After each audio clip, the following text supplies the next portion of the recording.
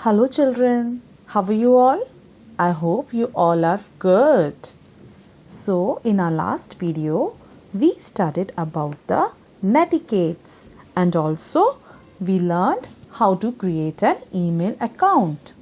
Now let's see some more features of our email account. So let's start. So first feature which we all encounter is inbox. It's very important. So what is inbox? It displays information about all the received mails. Okay children, each message header displays the sender's name, subject line, time and date when the mail is received and sometimes the size of the message too. To read any mail, click on it. The mail will be displayed in a new window. Okay children, so that is inbox. Next is compose, or we also call that write mail. Okay, so this compose button is actually we will use to send an email. So just click on it, and to compose a mail you just click and it will open a new window with the following components. Okay, so what are those components? Those components are to, CC, BCC, subject and message. So first is what is to. So children, to is where we can type the email address of the person to whom we want to send the email. Okay children. Then what is this CC? CC is carbon copy. Full form of CC is carbon copy. What is that? Suppose to one student I am sending a mail. Then I thought, okay, why not send it to the whole class? So what can I do? I will type the email addresses of all the other students in the CC option, and this mail will go to the whole class, and you all will able to see also that okay, so ma'am has sent to whole class this mail. Okay, but what is this BCC? Its full form is blind carbon copy. If I mention any email address in this BCC field, then what will happen? You will not come to know that this email has been sent to that person also. Suppose I type the email of your maths teacher in this BCC.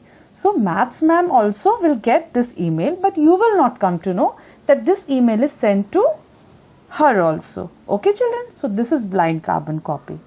Next is subject. Subject means a brief description of the mail which gives an idea about the content of the message. Like you send me your homework, if you will mention your name in class in the subject only, plus your topic also of your homework which you are giving or sending.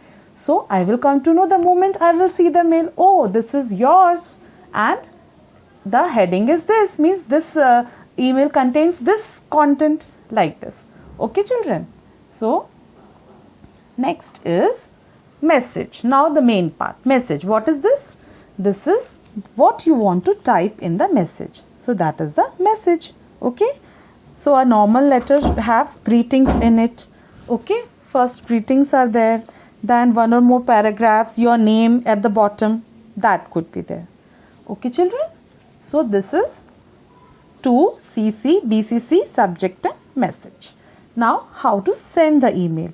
After composing that you have written whole mail, then after composing an email, click on the send button. Okay, and you can also format the text through this bold, italic, underline, whatever. These so many available features are there. You can format also and press send button, so your email will be sent. Okay, now comes next thing, that is attaching a file. So it is very important. Why? Because as you will send an email, of course you will attach your homework to it to me, isn't it? So you have to attach a file. So what to do? So you will see a button here which is like a paper clip. Okay, and it is attach file button. So click on that. This is a attach a file icon. Okay, in the bottom of the compose window only. So click on that icon and then one open dialog box will appear. What will appear? One open dialog box will appear and it will ask you which file you want to attach. So choose that file or photo, whatever you have clicked of your homework, and then click on the send button. So your file will also get attached and the mail will be sent. Okay children. Now what is there that if you will send a file which is executable file, means its extension will be exe, then it cannot be sent like this by attaching. Or if it is larger than 25 MB, then also you can't attach it and send. So what is the option? Some of the most popular services are there which can help you in this, that is WeTransfer and SendSpace. Now how to use that? I will tell you that also. So what to do? Go to your web browser, whatever you are using, and just type www.wetransfer.com. Okay. So what will happen? This kind of page will open, and then you click on this add your files button. Okay, click on the add your files button, and then this open dialog box will come. It will ask you which file you want to attach or send like this. So just choose the file you want to send, and then it will ask you the email, okay, to whom you want to send. Then type that email, your email also, and if any message you want to send, that also you type there, and then click on this transfer button. So your file will be sent to the person whom you want to send. Okay, it is for those files which are executable files or which are more than 25 MB space, means size is more than 25 MB. Okay children. Okay, now next is how to reply and forward an email. What is reply? Suppose I give you an email, I send you an email, so you want to reply me something. So you don't need to remember my mail ID and then go to Compose and then type my mail ID and then mail me. No need. You can just simply click on this reply button. Okay, this reply option is present. So click on that. It is where it is, as you will open my email, like any email you got, you will open that. In the down, this reply option will be there. So as you will click on it, my mail ID will come automatically there, and you just type send whatever you want to send to me as a reply. Or if you want to forward, if you want to show someone that okay, I received this mail, so you want to forward that mail, same mail to someone, then this forward option is there for that. Okay, so click there and you can forward also the mail to anyone. Okay children. Now next is signature. Now what is this? Signature is something, suppose to every mail, every time you type your name in the end, है ना?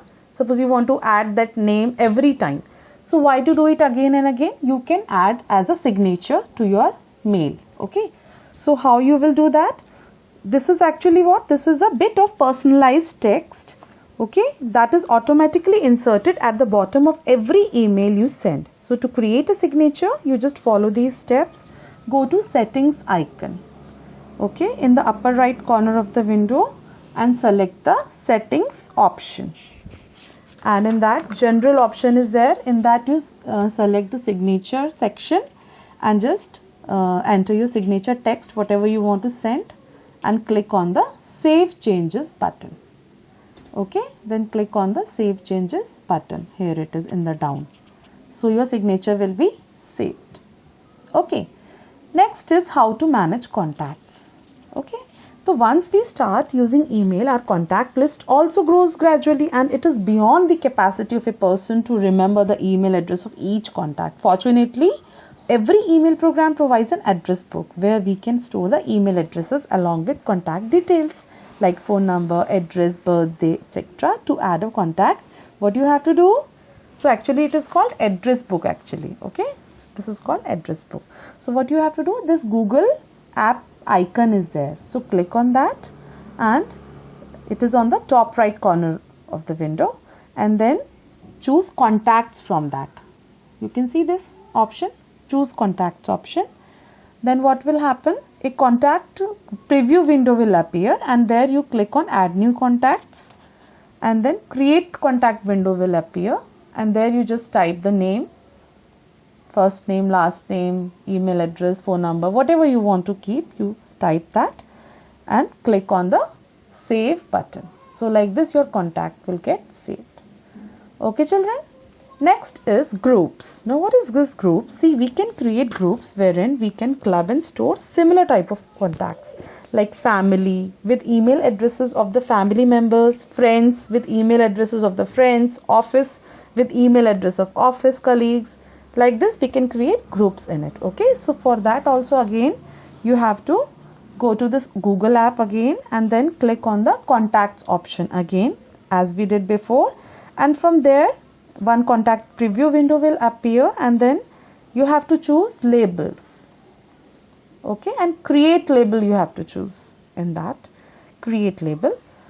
As you will choose this create label option, it will ask you the name what you want to give. So you can give any name, office group or friends or family, whatever, and then click on save.